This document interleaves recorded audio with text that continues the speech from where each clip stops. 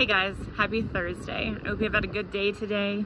It's actually starting to rain here, but it's still been a good day. And I want to take some time to reflect on the daily reading today. Today it was 2 Samuel chapters 4 through 6, specifically in chapter 6 where we see the ark returned to Jerusalem, and it's this moment of celebration and rejoicing. And what I want us to focus on is the heart of worship that we see that David has. Now in this chapter, as you read it, there's a lot of nuances that go on throughout the chapter. So it's a pretty powerful one, and it's beautiful to read and to see the joy that the people have to have something that God had wanted and desired to happen and have that ark return to Jerusalem. But specifically, let's talk about just some points that we can learn from David. We see that he has this wholehearted worship. Now, what does that mean for us?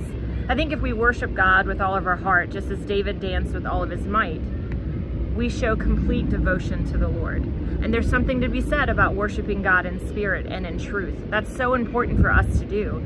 And when we do that, we can be free with the Lord, and there's this sweet intimacy that we have with God. There's joyful celebration. You can embrace worship as a joyful celebration using music and communal activities to express your love for God. And in this, you see not only that David danced and worshiped God with music, with song, and with dancing, but he also did it by fellowshipping and celebrating with the people. And the celebration was to honor what God had done. And then lastly, you see that a portion of worship is also in how we serve others. Following David's example will bless you, but it also blesses others. So when you serve other people as a part of your worship, you're really showing them who God is. You're loving them as Christ would love them. And in that, you're loving God because you're doing exactly what He's called you to do. Our actions should also be an act of worship.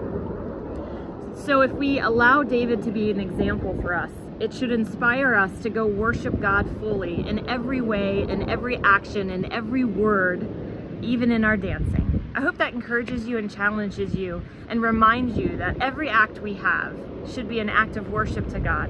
When we pray to Him, when we fellowship with believers, when we serve others, when we worship Him in spirit, when we worship Him with song, when we worship Him with music, it's all such a beautiful moment for us to grow closer to the Lord, to have intimacy with God, and just to worship Him because He is worthy of our worship. I love you guys, and I hope